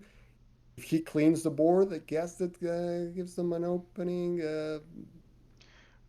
Yeah, still looks I guess, scary. Go on. yeah, if Nestle has a lot of events in hand or something like that, that could be a possibility. Mm-hmm. True, but still, yeah, still nice able That's to. he might be able to clean the board, and he cleans the board, so that was a good enrage of the horde there. So Uh huh. It's interesting. I've never seen cave goblins. You know, the this is usually like range factions. You see like the side of the board attacking, but here we have the side of the board. It's a very interesting position. I'll say that. so if he has only one unit in hand, this could give Bookish like an opening to put the pressure. If he has two plus the summon from Red Talus, it's still gonna he's gonna be able to keep defending that position. Definitely, and they still have pylon, so any gate which is summoned has to be protected this turn. Um, Hmm. But yeah, the Tortugatron's completely right. The slingers redeemed themselves. They went off Exactly. strike. Yeah. the One of them sacrificial. Okay, so 2 units there, plus one from hand. mm-mm. So maybe And a gate. So the other gate, that was the thing. There was still another gate there. And the problematic part for the goblins is that even if you get all the gates, mhm, you're not really stopping them, right? Like Red is true. going to keep bringing those warriors, which are a little bit hard. Or a blood summons can simply just empty his whole hand. So that's why it's really not a winning proposition going for that. But the reality is that there's no winning proposition in this matchup. And like if you're the Cave Goblins, you're really kind of toast already. hmm Yeah, it's a hard one for cave goblins. All right, hoping to get the chain. Let's see. Ooh, whiffs. Hmm. It's an archer attack. And then crucially, Retalis is actually blocking the clinger from. Um, so we Mhm. haven't seen any slip or sneaks, right? Yeah, sneaks are still in the draw pile. Potential. I mean, I guess you can't really. It would be hard to get anything to Retalis, and Retalis is also at 6 crucially instead of 5. 5, you might be able to get some crazy clinger. Um, Mhm. yep. Yeah, the classic clinger, like thump there with a climber and then sneaks going in. Yep. Yep. So that's kind of his out right now, right? Mm-hmm. Like hoping for that play in which you sneak in the damage. Right now, we have a pyre there, which is going to be bringing his life a little bit higher. And my guess is that he will probably make sure to not even bring it lower than 6 in the whole game. He Mm-hmm. might not really need to because he just needs to keep summoning any unit and trading. Mm-hmm. Yeah. And with those carriers, like it's going to be really easy to always have something to keep chewing through the goblins. Mm-hmm.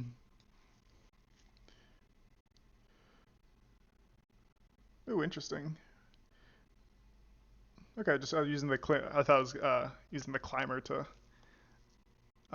try to kill the cultist. I wonder why he attacked with that one Smeg first. first. Yeah, you Yeah. attack with the clanger, and then you have Smeg going to the archer for 4 on 2. Yeah, I think it's a little bit of a misplay. I can't think of why. So one of them, melee, let's see, he's gonna go hard at those gates. At least you Yep. can limit what he's able to do. So Yep, exactly. And then this gate is definitely dead next turn. This gate is most likely dead, so Nestle needs mhm. to summon as much as possible, and I guess the out would be to infect this Beast Rider, which I don't think is possible because both weapons have been used. Or I could be wrong. Oh, I think only one, One right? of Like them the used. one on the warrior. Mm-mm-mm-mm. Oh, check this out. He's doing like some big blood summons thing. Oh, what? Let's see. Oh, Let's see. killing some carriers. I thought he was gonna bring like a warrior or something. Giant warrior. There are no warriors on the board. Um, see what's the play. Let's go back to the beginning of the turn. Sorry. Ah, it's good. It's good. So yeah, he Mm-mm. just did blood summons and like kill that warrior to open the spot, get an archer. That's the first blood summon we see. So that's gonna be relevant if he manages to destroy the gates, as those would be the ones that would allow him to empty his hand. So one of them is already being played. The other one could have been discarded at the beginning. That's a type of card that sometimes you discard it first if you have too many other events, like the pyres. Mm-hmm. Oh, interesting. So So Nestle says that they did it so that they could get carriers in their graveyard, and their so they had like a pool of carriers. bring them back Bring makes them back. sense. Yeah. Yeah, and there's the other Hellforge too. Mm-hmm. Potentially get it Oh, look at that. Actually the one gate might still be around. around. Yeah. Next turn. It's gonna be all covered now. Even though, well, the other carrier died, but it's not that big of a deal at that point. You don't need it for Mm-hmm. much. You care more about, I guess, at this point in the game, that gate. The gate spy. Yeah. Which, oh, he has 0. I was thinking like, hey, from the side, like he could still get it. Mm-hmm. But, oh, and with the pylon, he still has a way of getting that one gate right now with sneaks. Hmm. But then if he does that, yeah, he might be able to take both between the pylon Uh-huh. and sneaks getting moved in case that the Horde Klinger doesn't get the 3-3. So we'll see how much he can get out of that one. And then Smeg finishing off the gate on this side. Oh, cool play. Yeah, it's crazy the range sometimes. Sneak is such a cool event. When you're able Yeah, to draw in the right positions. exactly. That's the thing. Uh, so let's see. He might still be have like a shot at this game if he Oh, gets both of those gates, and then he as Nestle doesn't have the other blood summons. and they'd get it. They have the There might combo. be a shot there, so this could get interesting. Yep, yep. Oh, he actually managed to get it all the way to the back. I didn't notice that with The setting beast. him up Yep. with Beast Rider for Smag.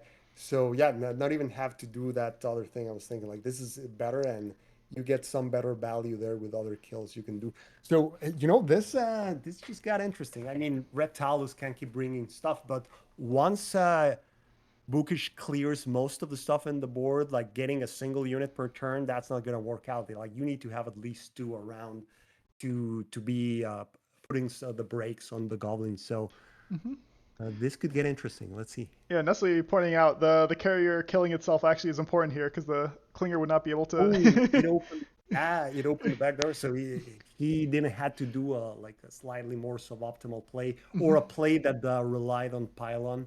Like Hmm. the play I was thinking relied on pylon to get the third one. So this 3-3 with the rider is going to be very important Hmm. because the this situation here is going to require Bookish to be able to clear a lot of the units on the board Hmm. to get to that critical point in which even the summons from Red Talos are not enough to slow the barrage of goblins. So let's see. Go for the Oh, he's not archer. even going to risk it. Okay, Mm-mm. he prefers the sure thing there because there was only one more attack, so it makes sense. At the end of the day, you just want to clear units. That's the key of what I'm thinking. So it was better just to go for the 1-1 than risk the 2-3, which pretty much becomes worthless as they can just regenerate. So yeah, that was a good move there. And then you're also getting sneaks into a safer spot. Yep. Makes sense. Yeah, I forgot I can't Okay, look at so the discard. I was trying to see if he has any more. I think that all the gates have been summoned by Nestle, right? Or yeah, placed all in. the gates. Mhm. That was the last gate there. So yeah, this game See. just got interesting, but those carriers are still, they can just take over the whole thing without the goblins having any shot at bringing them down. So Hmm. anything could happen still. I guess it could depend a lot in the type of roles we see. Yep. So just going all in on the carriers there. A purge, which I mean, it's good, but any unit you're taking out of the board, they can be something you wish you had. Right. But the thing is, they're gonna come back as carriers, so he's not Hmm. really losing that much. Okay, Wait, interesting. what? I thought he was gonna convert both of them, but he got the kill. That was a big risk there. I, I wouldn't put my like game into a 2-2 range. I got seen too many zero That's two for twos. one, but yeah, yeah. Yeah, Because yeah, yeah, yeah, the range dice are just so unwieldy. It's you can never trust them. yeah. Okay. You have to be a crazy person like Massimo, a breaker's lover, to trust.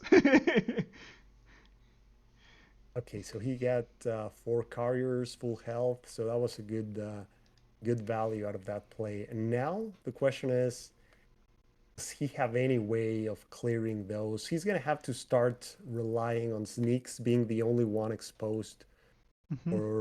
for this place, or be able to get to Red Talos, which he still has a sneak, right? So is he already played one, right? Or does he have the other one at the bottom? What's his last card? Klinger. Yeah, a Klinger. Okay, so he has one of those. So there's a lot of reach when you have those plays, but Hmm. the carriers are aligned in such a way that you won't really be able to get a Klinger to him Hmm. in any way, even with that. Yeah, it's a hard turn. I guess so. Both blood summons have been used, if I remember correctly. Um, outside of Well, go on. only one, Only I one. believe, right? Only one, but the other one could potentially be discarded. True, true. And I guess outside of Blood Summon then and Rise, we could make the only other thing we could see is the 6 cost champion. The that'd be fun to see in this Oh game. yeah, Uh, exactly. Like she could potentially have that, and he has 5 magic, so mhm. if he has it, we would see him for sure easily pretty Yep. soon. Although, well, those carriers are not going to be giving out magic, but he has enough cards just to discard. Yeah, So discard one. Yeah. let's see. This linger, he has to make sure to not leave food for the carriers around. Hmm. That's the key here. So yeah, he's that's a perfect position there. That gives you good odds on both of the carriers. Hmm. Gets it. So and Big. then he just moves the 2/3, and that takes care of 2 out of the 4 carriers. Mm. Oof, barely. Really, they're pretty That would big. have been big. And now, interesting, like the other carriers are not even within reach Hmm. of your units except for sneaks. So let's see if he gets one of those archers to at least be able to soften up the.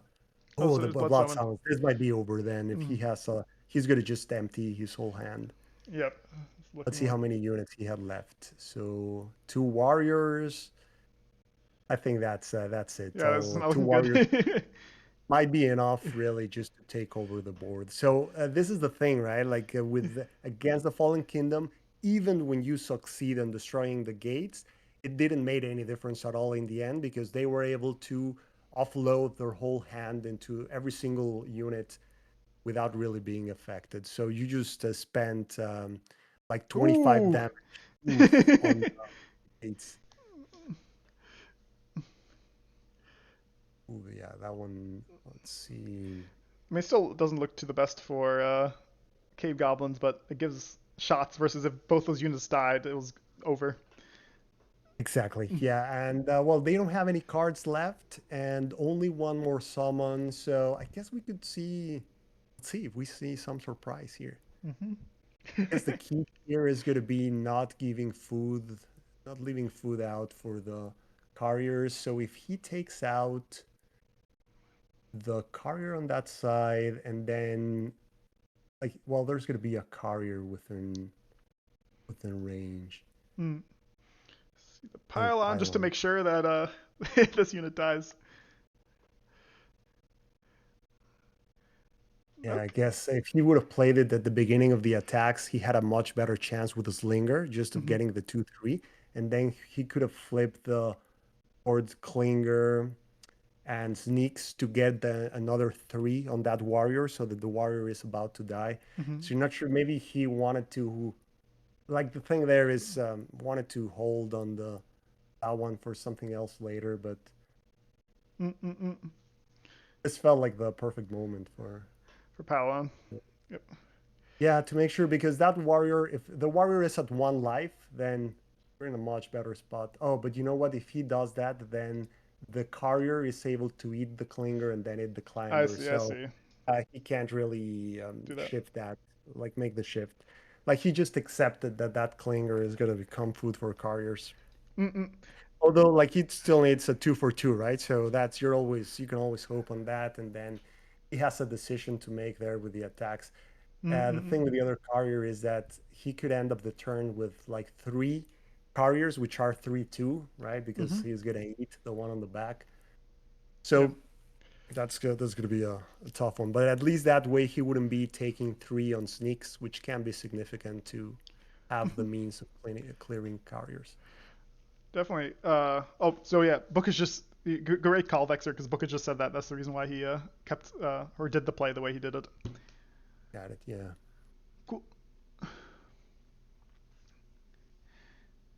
All right. And Mm-hmm. looking at the board, it feels like it was closer than we would have expected for the matchup. Mm-hmm. And if you think about it, like he spent like 25 damage on the gates, right? Yeah. That makes you question when it's worth going after the gate or not. Because if those 25 damage were spent on all the units all over the board, Mm-hmm. maybe he would have ended in this situation in which he just takes the value game at the end, the econ.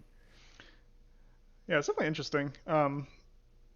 I think it might have been harder though, because Oh, 0-2. oh, Okay, crazy.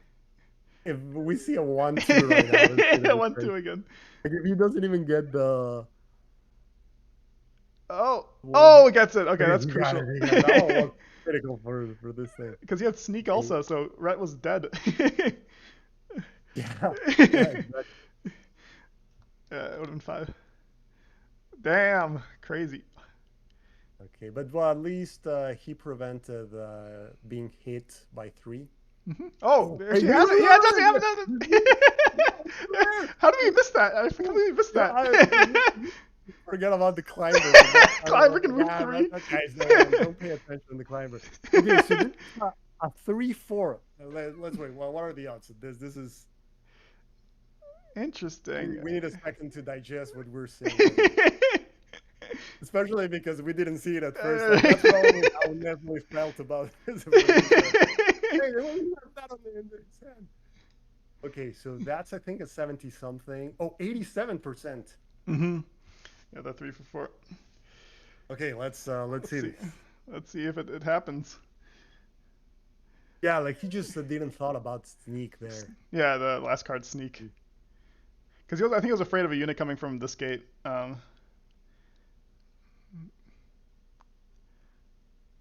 Okay, Okay, gets he it. got the first one. So this is now like a 90. So hold on, hold on. Oh, sorry, sorry. Leave it No, go no, on, no, leave it running. no, no, no. Okay, no! Ah, okay, he got it. Yeah, it's the game. You know, when it stopped for a second, I thought like, wait, was it a 0-3? What the hell happened here? Didn't put any damage anymore. They got exactly two. Turns out. Oh, dude, let's play that last attack again, just one Sounds more good. time. Sounds good. It was still like the fact of how it kind of froze. It was still exciting. Like it was, was oh, I think the miss was on the last dice. It's Yep. just insane when it's a 2-3, but the first dice is a It's miss. a So whiff, you're yeah. really Yeah, GG's. Yeah, yeah. So they oh, knew before dude, the last dice.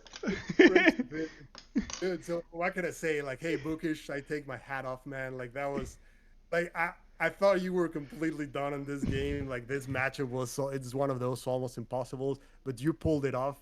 That was an amazing victory there. Well played.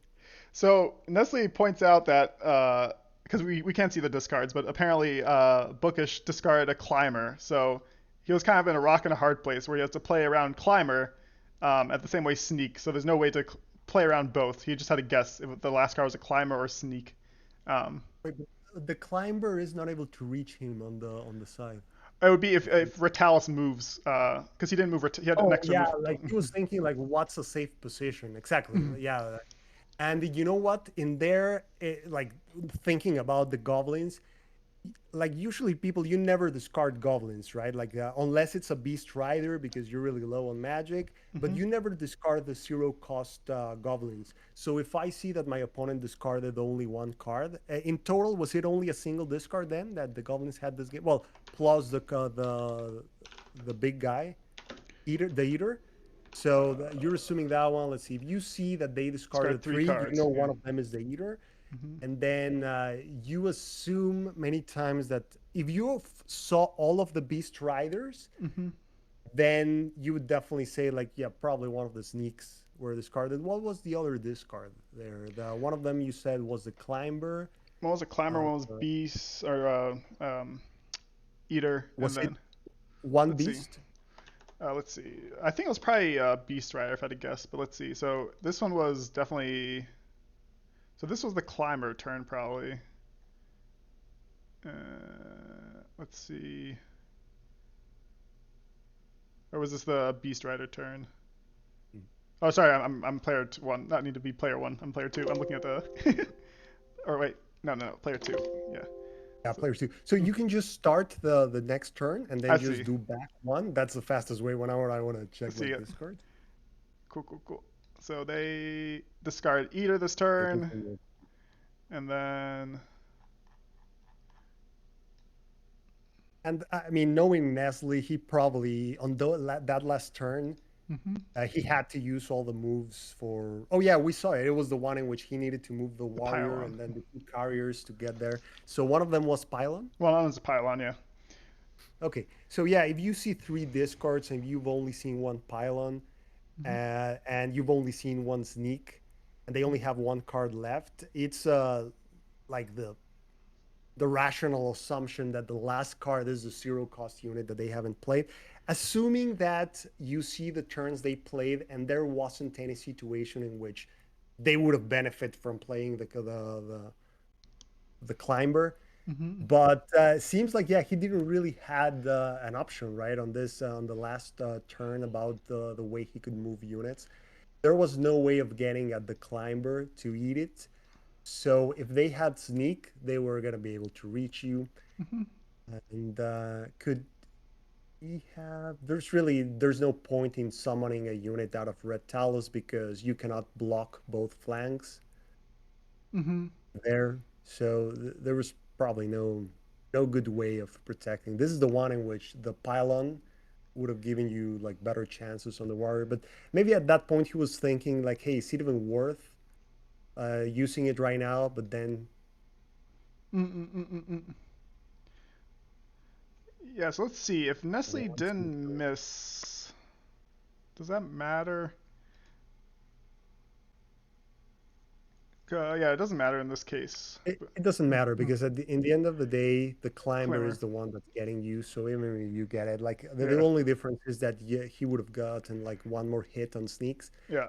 At that point, it 2 turns ago. doesn't matter. But yeah, like we were not thinking about it at that point, like the distance. Mm-mm-mm. He's talking about. Nestle says this turn he had a bad whiff. Let's see. So what? Oh, this is when. Oh yeah, this is the turn we talked about where both the climber and the rider both lived.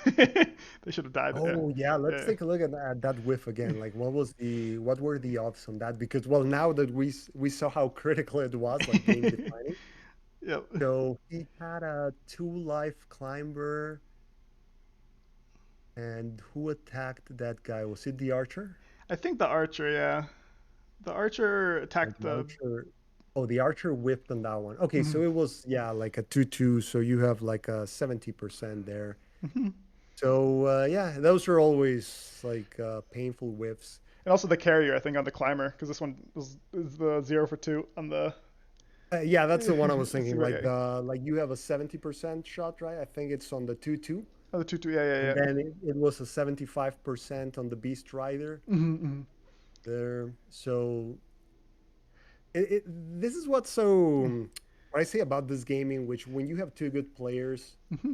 facing each other, like right now, that difference of that 2-2, then the outcome of this game would have been different, right? Like there's so many instances in which there's a game defining role, and it doesn't have to be a big whiff in those in which you get like a 0-4, like some people that we've heard of.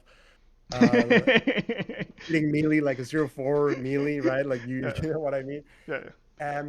Even like casual 2-2s, like sometimes there's a specific attack that is so important that it defines who wins or who loses. Like if you get a casual 2-2 or if you get a 1-2, Yeah. right? So it's part of the charm of the game, I Mm-hmm. guess. But then it's also a lot of people get frustrated because winning or losing, it's really not always like who played it better or not or whatever. Like, but that's just one of the things we have to kind of accept of this game. That it's not the type of game. It doesn't matter if you were the better player, if you played better, or whatever. Like sometimes you're just gonna lose, and that's just the nature of the game. So that's kind of why you have to eventually learn to not take it too seriously, Uh-huh. right? It doesn't Yeah. matter. Like, hey, if you're like much better or whatever, like things are just gonna happen. Crazy stuff is gonna happen. Like you're gonna hit a 0-4 melee and then lose or whatever. Yep. Like it's that's the reality of this game. But this was like a crazy game, especially because I was really very convinced that Fallen Kingdom were gonna win. That's why it Yep. shocked me so much because uh, that's the underdog type of thing that gets people so excited in sports and games and everything. When you see those 100%. unexpected things, it's always Agreed. entertaining. Yeah, and it allows for like beautiful factions like OD. OD are just dependent on the dice at any given point. Even like what you pointed out with like cave goblins, right? The draw order is super important. Just yeah, it's one of the reasons I like this game a lot more than, for example, like chess or a board game, which is predictable. Just allows for so many crazy situations as a viewer and as a player you'd never expect. Exactly. Yeah. Yeah. I totally agree with that.